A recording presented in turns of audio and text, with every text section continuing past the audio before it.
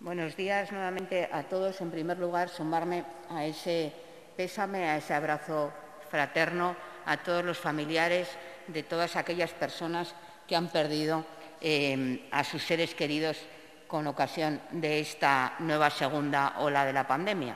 Pandemia que a veces parece aún más virulenta que la primera y que nos sitúa en una situación, no vamos a decir de miedo, pero sí de prevención fundamental.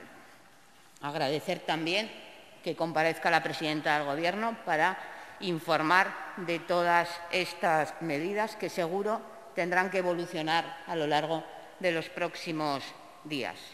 Quiero también agradecer a los empleados, a los trabajadores que, como siempre, como ya hicieron en la primera ola, nos han hecho más fácil, más sencillo poder luchar contra ella. Por un lado, por los cuidados que nos prestan cuando lo necesitamos y también, evidentemente, por las informaciones que nos vienen dando. A los sanitarios, en primer lugar, pero también a todos y cada uno de los trabajadores que nos mantienen los servicios y nuestras necesidades básicas día a día, como ya hicieron en la anterior ola, y que lo hacen en momentos cada vez más difíciles y cada vez más complicados, porque el cansancio es cada vez mayor, la situación es cada vez más difícil.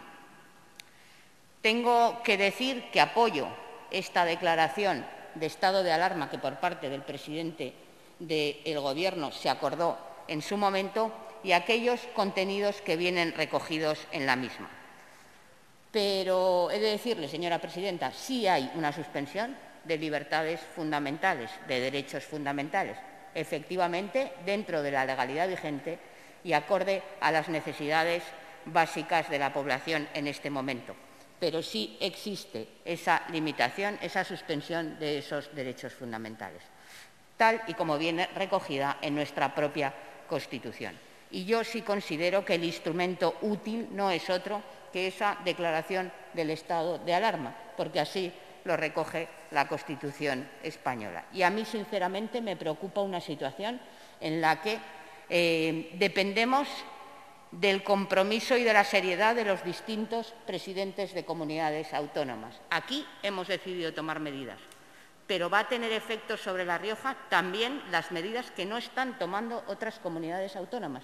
Y eso hay que decirlo, porque ha llegado el momento también de exigir que se trate igual a todos los ciudadanos del Estado español. Y, por tanto, exigir a la señora Ayuso dos cuestiones. En primer lugar, que tome las medidas para proteger a los ciudadanos madrileños, pero también para proteger a los ciudadanos de La Rioja. Siguen permitidos los viajes por cuestiones de trabajo, por cuestiones de reuniones y, por tanto, proteger a los madrileños y proteger a los riojanos es proteger a los españoles en su conjunto.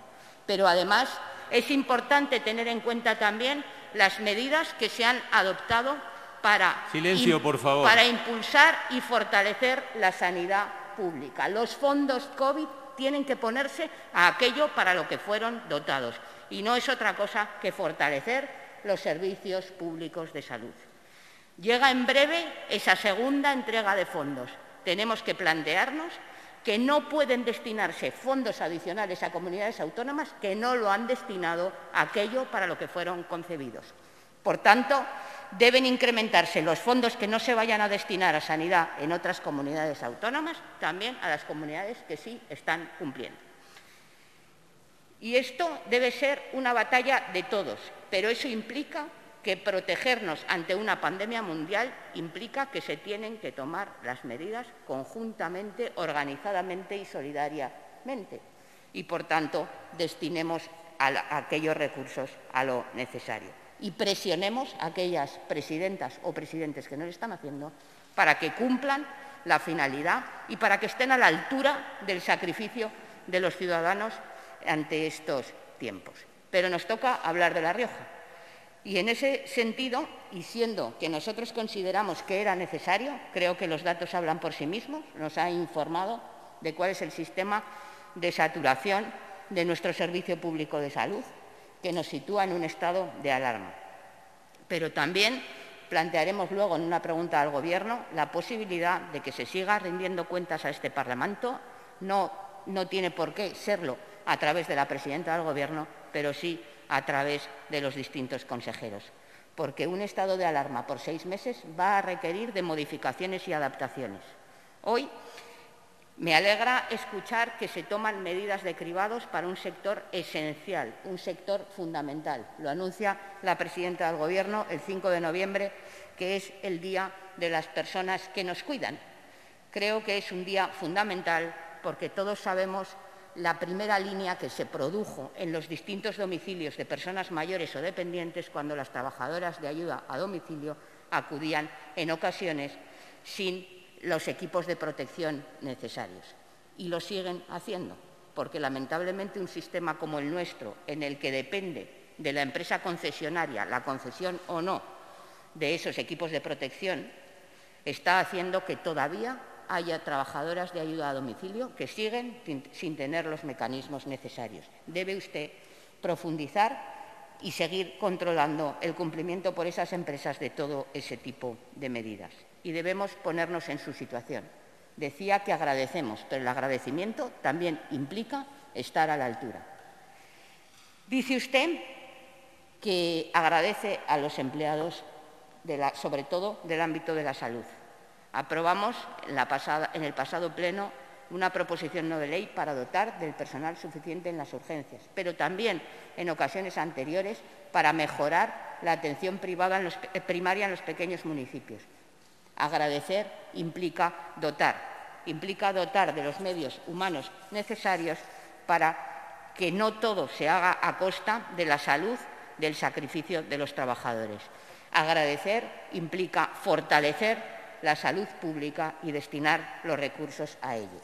Leía ahora mismo en el boletín, creo que no lo ha informado, pero me gustaría saber en qué condiciones hoy se publicaba la prestación obligatoria por parte de los estudiantes de cuarto de enfermería. Queremos también saber esa situación. Y, por último, las medidas de limitación de circulación de las personas deben irse adaptando a la situación real.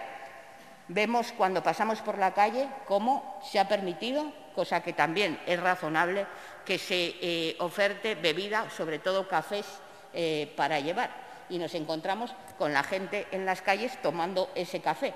Quizá podría revisarse la posibilidad de habilitar, por ejemplo, las terrazas para ello. Y, por último, acordémonos de los ciudadanos en toda su integridad. Les dejamos salir, pero les hemos cerrado los establecimientos de hostelería. Eso tiene un efecto colateral, que es que no tienen servicios públicos. Cuando una persona pasea, no tiene un lugar donde hacer sus necesidades. Abramos los aseos, abramos los cuartos de baño de las administraciones públicas en la medida en que mantengamos ese cierre de la hostelería para garantizar que la libre circulación, que sí que se permite, es una limitación acorde a la realidad.